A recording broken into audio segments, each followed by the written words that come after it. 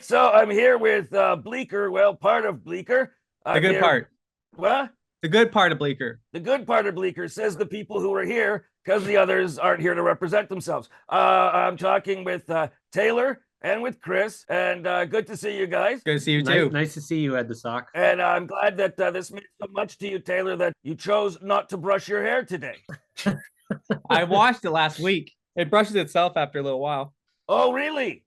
Well, it hasn't started. So listen, guys. You guys have, last I read, 54 million streams to date of your music, right? If you say so, that's Yes. crazy. Yes. Yeah, Taylor, when you started at 14 years old, did you ever imagine that you'd reach that many people with your music, or that the money would be such a pittance? I was gonna say, yeah.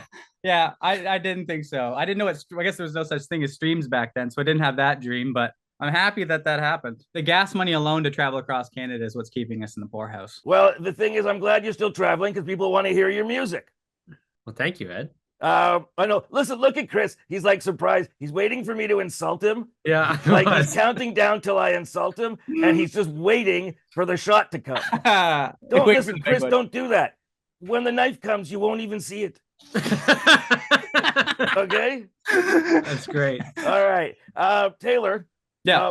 Were you 14 when you started playing, or was Cole 14, or what? Yeah. Well, I think I was in grade 8, so whatever that is, like 13. I was 13, and my brother Cole was 12 years old. What did you guys sing about? You know, your life experience at like 14. Zit cream and hair in new places. we sang about like going to get candy at the convenience stores. What we thought girls would be like. Still singing about that. And I guess that's it. Yeah. Now, I'm always glad when you guys have, like, when there's new music from Bleeker, because on my show, every night I am given a playlist by the station, and I go through it methodically, and I nuke at least 3/4 of the songs they want me to play. But I always leave your stuff because I like Bleeker. Wow. Thank you, Ed. You're welcome. It's not Chris. Relax, man. I'm waiting for it. Jeez. You're making me nervous. Let's talk about the album, Messed Up. Now, did you call it that because you couldn't call it F***ed Up? Kinda. Yeah. You can't really say. Well, I don't even like to say anymore, even on this kind of stuff. But I guess you can swear on this stuff. Well, yeah, that's what bleeps are for. Oh yeah, sweet. We just called it Messed Up. Like we were gonna call it something else, and then I was going through all the like lyrics and stuff, and everything was just about being a little bit fucked up, which was kind of really weird. Is the whole like what's that called? The arc of it, the arc of the record. Yeah.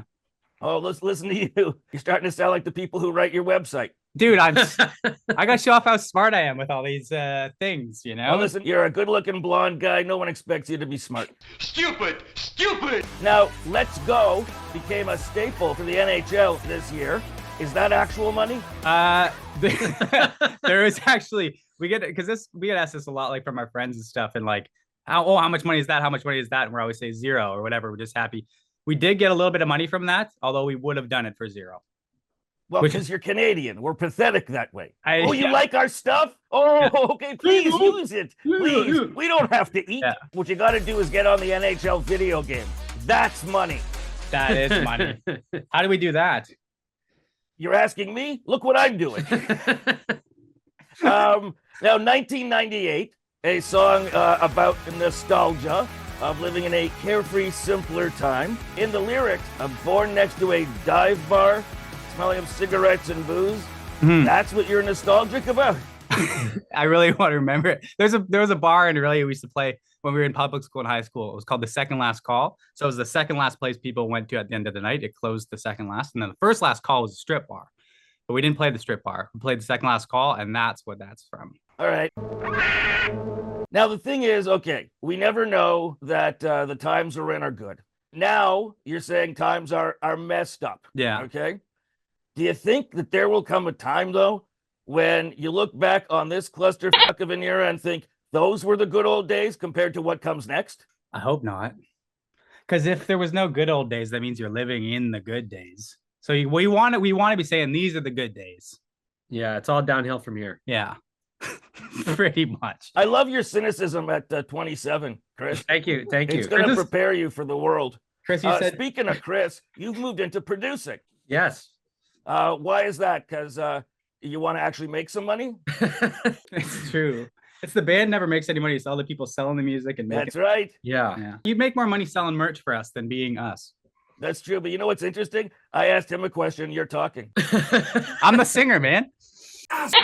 Now, Chris, now Yeah. you were a child prodigy. You were Oh. like drumming on ice cream tubs when you were like 2. You got Yeah. lessons at 4 That's for true. playing drums.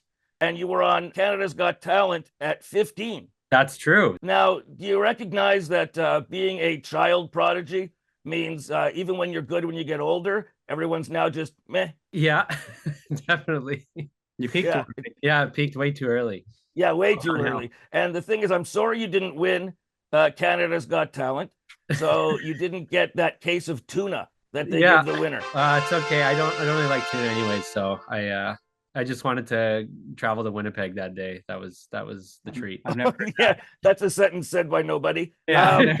I wanted to- Taylor, Yeah. now you said at one point in an interview, Aurelia is the best city in Canada. Yeah. So how come your album Small Town Dead calls it a second-hand city? Small town has left me dead. Because that was actually about my friend. His name's Winnie. I'm gonna out him here. He the song Small Town Dead, the acronym is STD. Oh, It was about him basically running out of options in the city. So that's actually what that song's about, secretly. so he was itchy in places, I guess. All right, excellent. That makes sense then. Okay, now the thing is that Bleeker, I looked up, Bleeker is actually an old Dutch word for linen bleacher. Did you guys know this? No. No. Yeah. So have you ever had old Dutch people show up wearing wooden shoes to your concerts? Our bass player's Yeah, so maybe, yeah. Dutch. Some of his family might have We just come. attributed that to that. Yeah.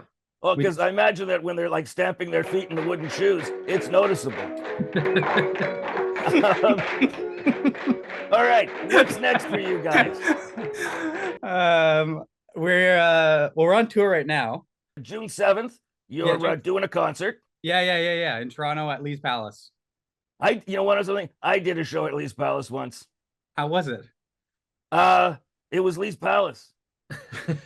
Don't ever see Lee's Palace when the house lights are on. That's Yeah. all I'm telling you. That's a good idea. Thank you for the time and for the fun, and for the music that I can play on my show without having to nuke it. Thank you for playing us. It does go a long way. And thanks for doing this interview with us. We appreciate All it. right. See you, Ed. Thank Okay, you. bye-bye. Hey, don't forget to subscribe, ring the bell, and comment.